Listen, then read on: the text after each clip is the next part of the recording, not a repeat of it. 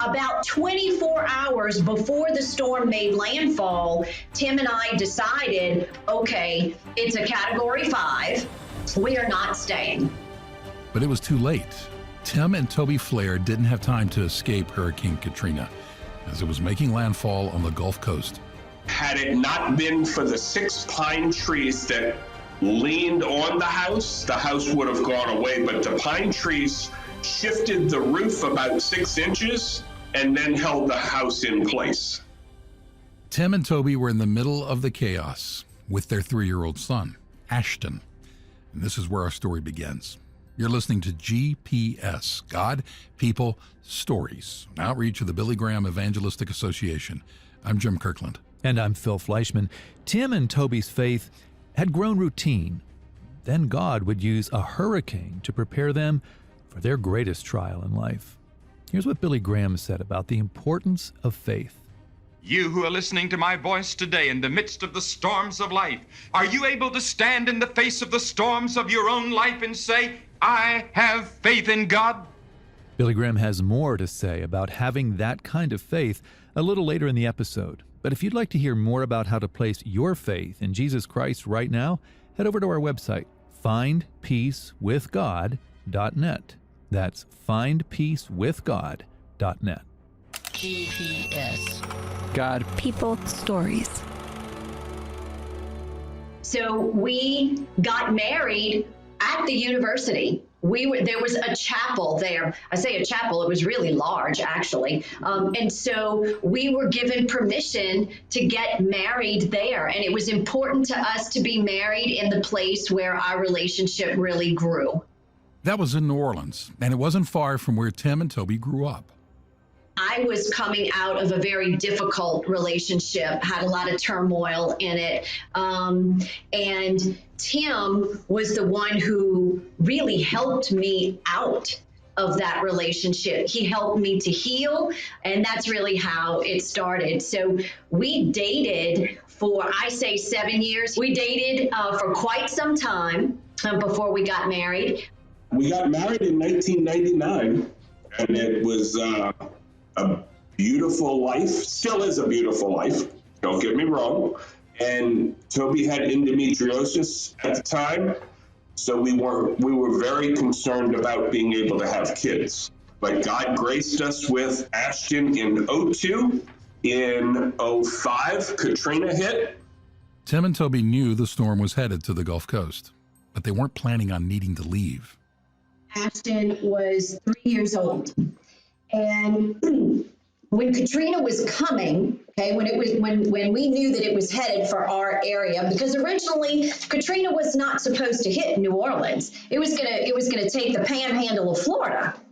And so there was kind of this scuttlebutt of last minute preparation to try to get out of the area. And we did not leave until Sunday morning, okay?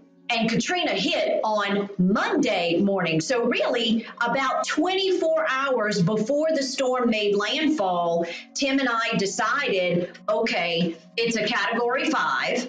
We are not staying. Gathering your things and preparing for a hurricane is no easy task, especially with a 3-year-old in tow. So we packed up as much of his toys and our clothing. And at this point, 24 hours before landfall, it's not like we could not travel very far. We didn't want to travel far, but we couldn't because at that point, hotels and whatnot, they were all booked up. So we rode out Katrina with Ashton in a pack and play, in a playpen. Tim and I slept on the floor. Ashton was in the playpen, and we rode out Katrina in Bush, Louisiana. The Flairs were staying at their cousin's farm in Bush, Louisiana. It was about an hour and a half away from their own home in the New Orleans suburb of Metairie. Not only did their cousin's home survive the hurricane, but their livestock had their own special way of weathering the storm. It was funny because we were watching their farm animals, and when the gusts of 100 whatever mile an hour winds would come, the cattle would kind of lean into the wind, and then they would stand straight up. And when I say lean in, they were looking at like a 45 degree. It was amazing how they knew what to do in an open area. And then meanwhile, all of their barns and that metal shed, those were blowing away, but the cattle were out in the open field and they were fine. That's an amazing image. Think about that. The cows responded in a way we might think counterintuitive. They leaned into the storm. After the storm had passed, there were so many downed pine trees that Tim and his cousins literally took chainsaws and cut pathways through roads to try to get vehicles and be able to get out of that area. So yeah, it was probably a period of like 6 to 8 weeks that we weren't even in Metairie. We were house jumping to try to get back, to Metairie, and dealing with the devastation. Tim and Toby stayed with friends on their long journey back home. As they made their way back, Tim remained focused on surveying the damage and making repairs. The Metairie house got 10 inches of water, 13 inches of water. So we ended up raising our house 16 inches on one side and 20 inches on the other side because the house had a little deviation. We have 3 rental properties in Metairie. One of those rental properties got 10 inches of water. The other one's got minor roof damage. My mother's house in the city of New Orleans got 5 feet of water. Our Waveland house, had it not been for the 6 pine trees that leaned on the house would have gone away, but the pine trees shifted the roof about 6 inches and then held the house in place. It must have been a monumental task to have to consider not only repairing your own home, but a number of others as well. But Tim was up for the job. I'm one of those get it done, fix it, organize it, figure out how to move on, but I'm also known as Tightwad Tim, so I like doing a lot of stuff myself to save money on the other side. So, to be honest, faith wasn't in my thought process. God did this. Why did God do this? He challenges us all the time. A year later, still deep in the process of repairing and rebuilding, the Flairs were on a much-needed vacation when they received terrible news. Toby suffered a miscarriage. We were a year after Katrina.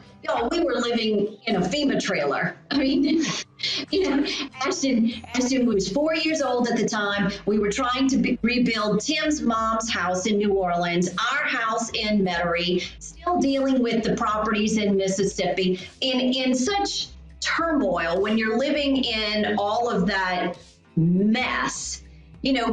Finding out that you're expecting a child is just, it's such a gift, and it's a shift in thinking from all of the muck that you've been living in and dealing with. It's like the ray of sunshine in the dark moments.